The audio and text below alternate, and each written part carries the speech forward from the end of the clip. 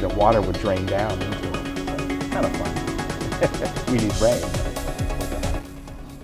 Welcome back. El Toro Water District on today. Director Jose Vergara, and it's always good to have him here. Great knowledge in this field. You've been with the Metropolitan Water District at times, or work with them, or on their board, and the Orange County Water District.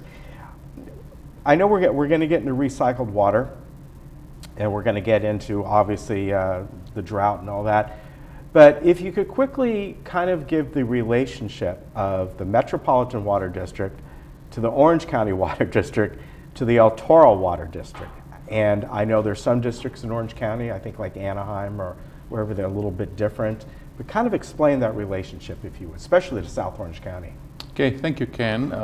I worked for the Metropolitan Water District for 24 years. Mm-hmm. That's where I get paid my salary. Metropolitan sells water, imported water, to 26 agencies. One of those agencies is the Municipal Water District of Orange County. Mm-hmm. And the Municipal Water District of Orange County will sell the water to other agencies, such as El Toro, Anaheim, So that's the relationship. Metropolitan brings imported water, a supplemental water to the region. Some of these agencies, cities, have their own groundwater. Right. And some of them, they need a lot. In the case of El Toro, all the water that we get in El Toro is imported water. Okay. That's the reason we are really in the middle of a crisis, because we are starting the 4th consecutive summer, dry summer. Right. And as you saw the news before, the governor has ordered some cuts. El Toro has to cut 24% of the amount of water that we used in 2013. They're comparing this year with 2013. So it's very critical. I mean, reducing 24% when we've been trying to get some reductions. However, the good news is that the El Toro Board of Directors, previous Board of Directors, and the current are focusing on recycled water. And if you can remember, a couple months ago, we inaugurated the recycled water plant. Sure. Now, what is this going to do? The recycled water plant is going to provide recycled water for irrigation.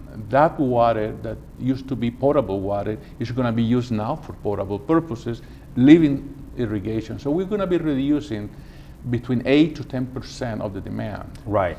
And the good thing is that of the 24% of water that we need to reduce, that will count.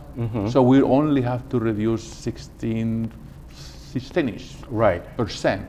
This is good because we don't have to be so tough on the customers. We understand that it's hot, you need the water. So that's the good news, that because we have recycled water, we are doing better. Now, one thing that I wanted to remind the people in Laguna Woods, you saw for a year and a half, a large construction. Yes. We went away. Yeah. Now we're coming back. This time with the smaller equipment, because we are now doing the retrofit, going into every single homes and changing. What used to be for irrigation with potable water, we're going, putting new meters and changing to recycled water. Right. That is going on now. And we have been accelerating this because that's when we are getting the water that we need. And I'm here to tell people of Laguna Woods, please be patient with us, help us, because the faster that we do this, the faster we are going to be delivering recycled water. You can see, for example, in the map, you have the purple areas, is areas that we already retrofitted. We are delivering water right now there, recycled water. You see the areas in red are being in the process of being converted to recycled water. Then the light green is scheduled the next 3 months, and the dark green will be the last quarter. And then for next year, we have the light blue, and then finally the dark blue. We expect by mid-year of 2016 be completed. And because we're going to be producing recycled water in those 7-8 months, we hope that we can reduce and we will not be subject to fines. The fines can be up to $10,000 per day. Yeah. And we don't want that to affect us, because that will have to be reflected into our customers. You're doing this here in this community because it's, one gated community here. Are you doing similar projects like this in your other areas of your district, or is it a little bit harder? It took several years to get to this point. Okay. Because at the beginning, recycled water wasn't in the mind of people. Mm-hmm. People kept thinking, oh, I don't want this toilet to water. But now they're calling us, hey, we want recycled water. Yeah. We want it. Lake Forest, the city of Lake Forest, Mission Viejo, they all want it. And we had so much request that we're going to phase 2 now. We started studying now as the extension of this, so we can expand the system, and even we have phase 3 already in mind. Because Right. such is the request. Other districts doing this in the area and looking at it? Well, at this moment, we are the hottest commodity in Okay. town. The city of San Clemente just finished a project like this, doing Okay. retrofit. The city of San Juan Capistrano is doing a little bit similar, but they don't have a plan. They have to get the water from Multoniguel Water District. Okay. And I know, we were talking earlier that in other communities where you have single-family homes, it's a little bit harder to do. As you stated, there is some fear by the Orange County Health Department, as we all do sometimes. We do sometimes our own self-repairs, and not in this community, but I know where, in single-family homes where I live, you might do something and you don't want that cross-contamination. So it's being looked at, and I hope it, at least in the areas around here, Aliso Viejo, for instance, and where I live, and Rancho Santa Margarita, that most of the parks and everything else are done through an association, that at least those areas can be redone, golf courses and things like that. That's a good point you mentioned, the cross connection. Our job is to provide safe water, Yeah. and safety is in our minds all the time. We will never deliver unsafe water. But we also have regulators like the county, Department of Health. They are really very cautious about this. Of course. And they want to make sure, and we work with them together. Right now, they are really being very helpful in helping us continue. This is the example of the work that we're doing. We're removing the old system and converting it into recycled water. And because we want to make sure that it's going to be safe, there is no connection, the health department comes and inspects every single one of those. Wow. So people can be released. This is basically what is keeping us slowing, even though the county health is really helping us to move and make this real quick. Now, I've seen in the areas, just for several years now, you drive around industrial areas, places, like Technology Drive and Irvine and things like that, and you see those recycled pipes that come up, and they're usually kind of a purplish color. Have those places, they kind of deal with their own recycled water? You know what I'm talking about? Yes, you see them usually at the side of those, those two-story industrial What buildings. you see in those areas is the structure coming out is Right.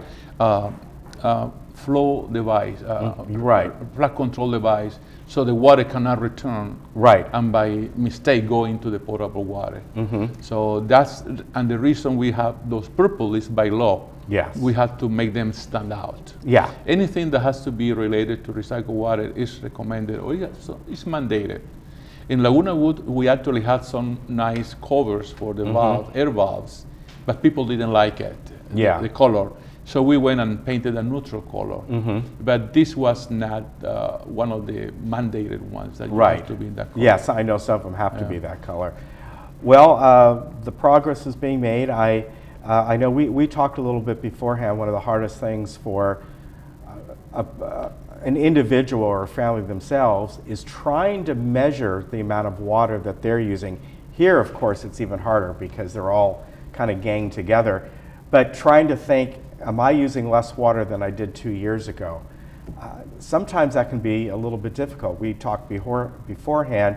It's pretty easy to budget your money and go back a couple years ago. Well, I'm now spending less on this than I used to, or I've got a more efficient car, so I know I'm spending less on gas and things. But water in your home, it's more of a perception of, am I cutting back? I'm taking a 5-minute shower now. Maybe 2 years ago I was taking a 4-minute shower. You don't know. That's what's hard, I think. Yeah, we're lucky in Laguna Woods that we work with PCM. And Right. they're a professional landscaper. They have a group. Yeah. And we work very closely with them, and they do follow all the Yeah, things. and they have their records and But all, in yeah. the individual homes that we go, that's where the problem Yeah, is. yeah. And I remember, even myself, I didn't know. And one day I measured with my hose, 1 minute and a half will fill a 5-gallon tank. Yeah. So many times people think that a hose will be just a little bit of water. No. Yeah. 5 gallons in 1.5 minutes. If you spend 3 minutes, you have 10 gallons right there wasted Right. if you are not using it properly.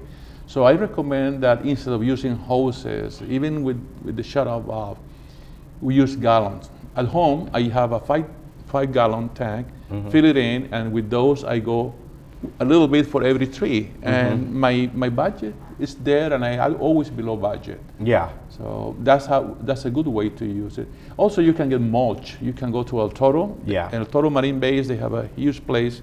They have free mulch. You go there, you put the mulch on top of what Yeah. used to be the grass, and it keeps the humidity there.